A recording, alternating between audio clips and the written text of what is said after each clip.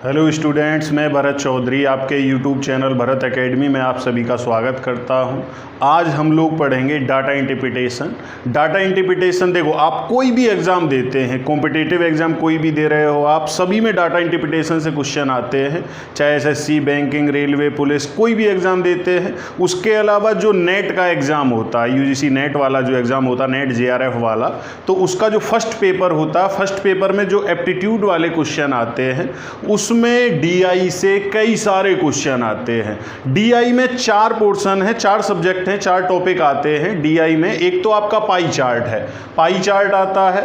उसके अलावा pie chart के अलावा आपका आएगा टेबुलेशन, लाइन ग्राफ और बार डायग्राम। ये 4 टॉपिक हैं जो आपके डीआई में आते हैं, डाटा इंटरप्रिटेशन में। और सबसे ज़्यादा कैंडिडेट को डर इन्हीं से लगता है और बहुत ही इजी है, देखते के साथ ही क्वेश्चन सॉल्व हो जाएंगे। ज़्यादा ना तो कैलकुलेशन की ज़रूरत पड़ती है और ना ही इसमें ज़्यादा कुछ उलझन है, ना कोई इक्वेशन बनानी पड़ेगी, बहुत ही ज़्यादा इजी तरीका है। तो आज हम इसमें एक टॉपिक पढ़ेंगे पाई चार्ट। तो बड़ा आसान सा है। जब हम पाई चार्ट, देखो पाई अगर आप लोगों ने पढ़ा होगा मैथ में, तो पाई कहाँ यूज किया जाता है। देखो पाई इस तरीके से बनता है, पाई का साइन ये हो गया है। पाई को हम कहाँ यूज करते हैं, जहाँ पर एक ऐसी आकृति, एक फिगर या डाटा या ग्राफ ऐसा बन रहा हो जो सर्किल के आकार का हो, यहाँ पर पाई का यूज किया जाता है। तो इसके नाम से ही पता चल जाएगा, जब पाई चार्ट का कोई भी क्वेश्चन आएगा तो वहाँ पर जो ग्राफ है वो किस तरीके से होगा, सर्किल के आकार का होगा, वृत्त के आकार का होगा। अब ये सर्किल के आकार का होगा, उसमें कोई भी चीज़ दे सकता है, किसी मकान के बनाने का ब्यौरा दे सकता है, कोई किताब के विज्ञापन का खर्च दे सकता है, कुछ भी दे सकता है। तो यहाँ पर उसने हिस्से बांट रखे होंगे उसके सभी के अलग अलग। अब यहाँ पर जब हिस्से बांटेगा तो वो जो हिस्से बांटे जाते हैं वो 2 तरीके से बांटता है, या तो एंगल में बांटेगा या परसेंटेज में बांटेगा। अगर एंगल में बांटेगा तो अगर आप देखते हो तो अगर कभी भी ज्योमेट्री या कोई सा भी मेंसुरेशन का टॉपिक पढ़ते हैं तो जहाँ सर्किल होता है, जहाँ एंगल की हमें ज़रूरत पड़ती है, तो ये जो टोटल एंगल है वो होता है 360 डिग्री। तो अगर उसने एंगल में बांट रखे होंगे तो अगर उन सारे एंगलों को हम ऐड कर देते हैं आपस में तो टोटल मिलाकर कितने डिग्री हो जाता है, 360 डिग्री हो जाएगा, 360। या एंगल की जगह वो बांटेगा परसेंटेज में। ध्यान रखना, कोई भी वस्तु, व्यक्ति, ग्रुप कुछ भी दे रखा है वो अपने आप में 100% होता है। ना तो कोई 100% से ज़्यादा हो सकता है और ना ही 100% से कम हो सकता है। तो यहाँ पर या तो एंगल दे रखे होंगे या परसेंटेज दे रखी होगी। अगर एंगल दे रखे होंगे तो 360 और परसेंटेज दे रखी होगी तो 100। तो अब यहां पर इसमें कोई फॉर्मूला याद रखने की जरूरत नहीं है। डायग्राम देखोगे और एक डायग्राम आएगा, उस पर कम से कम 5 क्वेश्चन होते हैं, और अगर बड़ा डायग्राम या डबल चार्ट वाला क्वेश्चन आ जाए तो उस पर 10 क्वेश्चन आ जाते हैं, जो बहुत ही आसान है और आपका स्कोर बढ़ाते हैं एग्जाम में। तो ये जो तरीके हैं ये मैं क्वेश्चनों पर ही आप लोगों को समझा देता हूं। इन पर एक 2 क्वेश्चन कर लेते हैं। तो क्वेश्चन करते हैं इस पर एक। अब यहां पर क्वेश्चन है, दिए गए पाई चार्ट में एक मकान के बनाने में किए गए खर्च का ब्यौरा है। ब्यौरा मतलब डिटेल। इस निर्माण में कुल 6 लाख रुपए व्यय हुए हैं। व्यय मतलब खर्च हुए हैं, एक्सपेंस जो भी हुआ है। ग्राफ का अध्ययन करके नीचे लिखे प्रश्नों का उत्तर दीजिए। ये ही ग्राफ बिल्कुल सेम ऐसे ही, इसके डिजिट भी चेंज नहीं है। यहाँ पर ये 2 बार आ चुका है, एक बार यूजीसी नेट में आ चुका है, एक बार एसएससी सीजीएल वाले एग्जाम में आ चुका है। अब यहाँ पर क्वेश्चनों में थोड़ा सा बदलाव वो कर देता है कहीं कहीं। अब यहाँ जैसे क्वेश्चन है, यहाँ उसने सबसे पहले तो ग्राफ बना रखा है। ग्राफ को अगर हम देखते हैं तो यहाँ पर ये मजदूरी, लकड़ी, निरीक्षण, इस्पात, ईंट, सीमेंट, सबका अलग अलग हिस्सा दे रखा है। और हिस्से में देखो यहाँ पर एंगल दे रखे हैं। अब एंगल अगर देखे जाएं तो जैसे यहाँ 90 डिग्री है, यहाँ 36 है, यहाँ 54, 54, 54, 72, तो सबका अलग अलग दे रखा है। और मैंने बताया था अगर ये सारे के सारे एंगल जोड़ दिए जाएं तो कुल मिलाकर कितने डिग्री के बराबर होता है, 360 डिग्री, 360। तो जब एंगल का जब भी कोई क्वेश्चन आएगा तो कुल मिलाकर जो एंगल का टोटल होगा वो 360 डिग्री के बराबर होगा। अगर यहीं पर परसेंटेज होती तो परसेंटेज होती 100% के बराबर। अब यहां पर क्वेश्चन किस तरीके से आते हैं, देखो 3 टाइप के क्वेश्चन होते हैं, वही घूम फिर कर आते रहते हैं इसमें। अब 3 टाइप के क्वेश्चन आएंगे कैसे कैसे। अब सबसे पहले तो हमें मालूम है कि कुल मिलाकर कितने रुपए खर्च हुए हैं, 6 लाख रुपए। तो ये जो 6 लाख रुपए हैं वो 6 लाख रुपए कितने डिग्री के बराबर हैं, 360। भाई कुल मिलाकर खर्च तो 360 डिग्री ही है। अब यहां पर वो किसी का भी खर्च पूछ ले, जैसे अगर उसने बोल दिया कि सीमेंट पर कितने रुपए खर्च हुए, तो अगर हमें सीमेंट का खर्च बताना है तो सीमेंट के खर्च के लिए हमें क्या करना है, देखो बड़ा छोटा सा तरीका मैं आप लोगों को बता देता हूं। जो 6 लाख रुपए हमें मालूम है, ये जो 6 लाख रुपए हैं वो कितने के बराबर हैं, 360 के बराबर। तो जितने के बराबर हैं वो रखोगे नीचे। अब जिसका भी पूछता है, जैसे यहां पर उसने पूछ लिया कि सीमेंट पर कितने खर्च हुए, तो कितने खर्च हुए हैं, 72। तो जिसका भी पूछेगा, सीमेंट का पूछेगा तो 72 रखोगे, ईंट का पूछता तो 54 रखते, मजदूरी पूछता तो 90 रखते। 6 लाख बटे 360 और जिसका भी पूछेगा वो ऊपर रख दोगे। अब ये कैलकुलेट कर लेना है, ये 72 से ये 5 बार कट गया, 5 से ये 12 बार और ये 4 जीरो बच रही हैं, तो ये कितना हो गया, 1,20,000। तो ये किसका खर्च निकल के आया है, सीमेंट का। अगर इसी की जगह वो मजदूरी का पूछ लेता तो मजदूरी का पूछेगा तो क्या करोगे, भाई हमें मालूम है कि जो 6 लाख हैं वो कितने के बराबर हैं, 360 के बराबर, और मजदूरी पर कितने डिग्री खर्च हुआ है, 90। तो ये निकल के आएगा हमारा मजदूरी का, ये हो गया। तो यहाँ 90 से ये 4 बार कट गया और 4 से ये 1.5 लाख बार कट गया। तो यही आंसर हो गया यहाँ पर। तो सिंपल सा तरीका है, टोटल बटे 360 और ऊपर इनटू में वो करना है जिसकी भी वैल्यू हमें बतानी है। जैसे अगर यहीं पर अगर हमें बतानी होती कि लकड़ी की, तो लकड़ी के लिए हम क्या करते, जो 6 लाख है वो तो नीचे 360 ये तो रहेगा ही रहेगा, ये तो कंपलसरी है। तो लकड़ी का अगर हमें बताना है तो लकड़ी का एंगल कितना है, 36, तो वो रख दोगे ऊपर। तो 36 से 10 बार कट गया, 10 से 0 खत्म, तो ये कितना हो गया, 60,000। तो ऐसे ही सबका अलग अलग हिस्सा निकाल सकते हैं। चाहे ईंट का पूछेगा तो 36 की जगह कितना रख दोगे, 54 रख दोगे, तो निकाल सकते हो, कैलकुलेट कर सकते हो। तो एक टाइप तो यही हो गया कि वो सबका अलग अलग हिस्सा पूछेगा।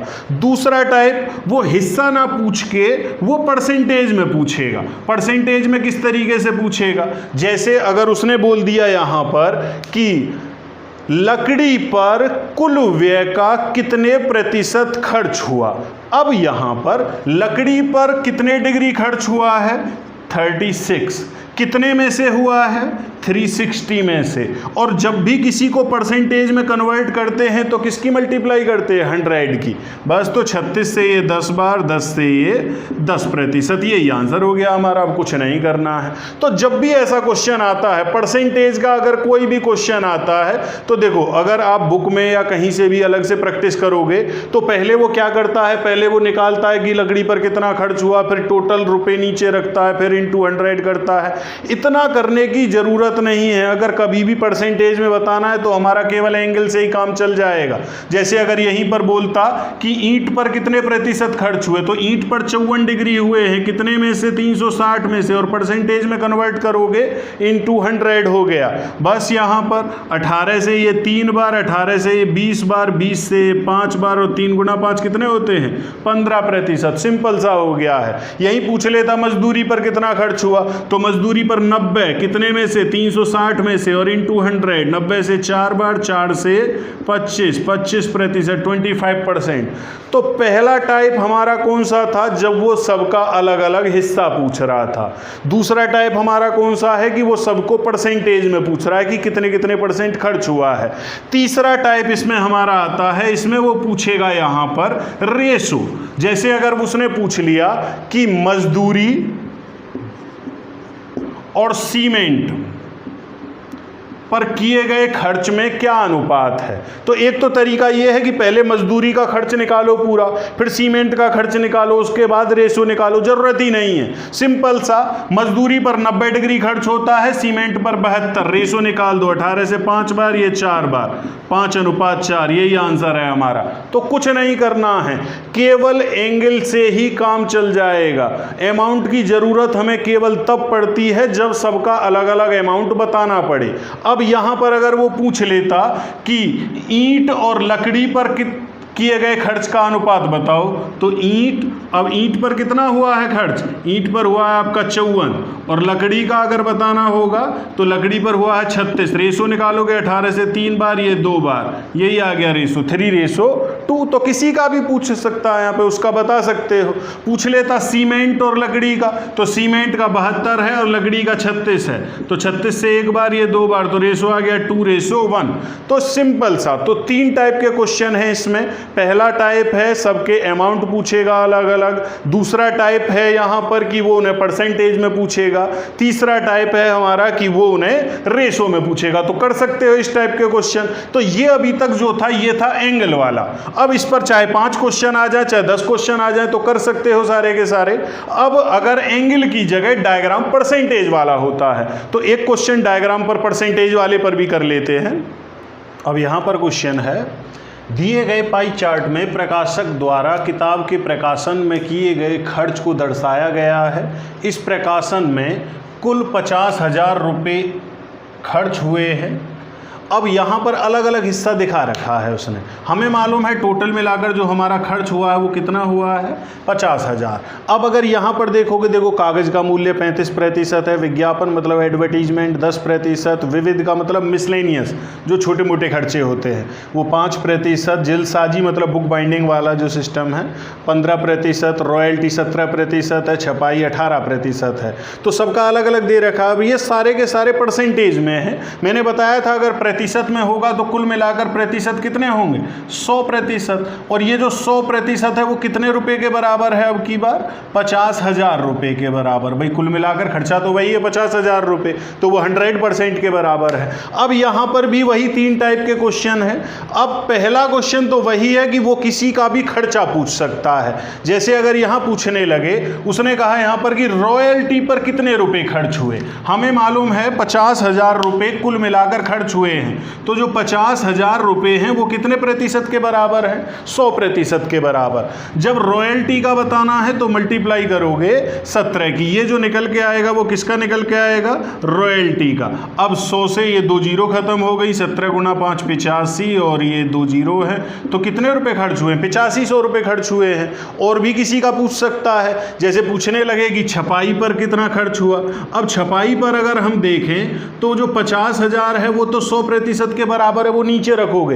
देखो पिछले वाले में हम क्या रख रहे थे, नीचे 360 रख रहे थे, क्यों, क्योंकि वहाँ एंगल में था।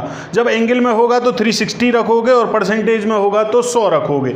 अब यहाँ पर छपाई का पूछा है तो छपाई पर कितने प्रतिशत खर्च हुआ है, 18। 100 से 2 जीरो खत्म, 18 पंजे 90, और ये 2 जीरो बची हुई हैं, तो कुल मिलाकर कितना खर्च हो गया, 9,000 रुपये।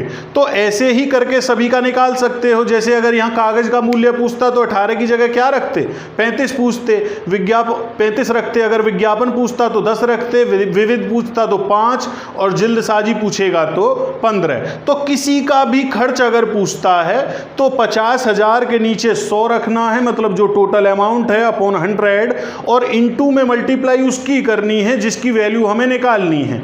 जैसे अगर हमें विज्ञापन का खर्च निकालना है तो मल्टीप्लाई कितने करोगे, विज्ञापन पर कितने प्रतिशत खर्च हुआ था, 10%। तो इस तरीके से हम सभी का अलग अलग खर्च निकाल सकते हैं। तो यहाँ केवल बदलाव इतना आया है कि जहाँ हम 360 रख रहे थे, 360 की जगह कितना रखा जा रहा है, 100। तो केवल इतना बदलाव है। दूसरा, अब ये तो है कि यहाँ पर उसने खर्च पूछा है, तो खर्च तो बिल्कुल ऐसे ही निकाल दिया जैसे पिछले वाले तरीके से निकाला था। अगर यहीं पर वो खर्च की जगह वो पूछ लेता है एंगल।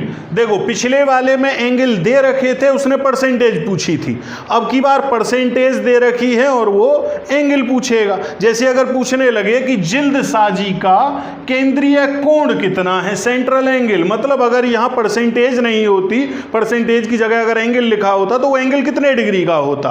अब हमें मालूम है कुल मिलाकर जो एंगल होता है वो कितने डिग्री का होता है, 360 का, 360 का। और यहां कितने परसेंट कवर कर रखा है इसने, केवल 15%, 15%। तो कुछ नहीं करना, केवल इसका 15% निकाल देना है। ये जो कोण निकल के आएगा वो किसका निकल के आएगा, जिल्द साजी का, बुक बाइंडिंग का। अब यहाँ एक 0 से 0 खत्म हो गई, 2 से ये 5 बार, ये 18 बार, 5 से 3 बार, 18 गुणा 3 कितना हो गया, 54। अब ये जो 54 हुआ है 54, ये किस में आया है, डिग्री में, एंगल में। तो एंगल अगर किसी का निकालना है तो केवल इसी तरीके से निकालोगे। जैसे अगर यही पूछ लेता कि विज्ञापन पर कितना खर्च हुआ, तो विज्ञापन पर कितने परसेंट खर्च हो रहा है, 10%। तो हमें केवल 360 का 10% निकालना होता। अब 100 से ये 2 0 खत्म हो गई, कितने डिग्री बचा, 36 डिग्री। ये 36 डिग्री जो बचा है वो किसका बचा है, ये है विज्ञापन का, हमारे का। तो क्या करना है, जब भी वो किसी का अगर एंगल पूछता है तो जितने परसेंट दे रखा है 360 का, उतने ही प्रतिशत निकाल लेना है। अगर कागज का पूछता तो कितने प्रतिशत निकाल लेते, 35, छपाई का पूछेगा तो 18 और रॉयल्टी का पूछेगा तो 17। मतलब जब भी किसी परसेंटेज को हटाते हो तो अपोन में क्या आ जाता है, 100 आ जाता है और कैलकुलेशन कर लेनी है। तो दूसरा टाइप ये हो गया। तीसरा जो आखिरी टाइप है इसमें वो बचता है कि रेशो पूछेगा। तो रेशो में बिल्कुल वही है जो पुराने वाले में था जैसे। अब यहीं पर अगर वो पूछने लगे कि छपाई और जिल्द साजी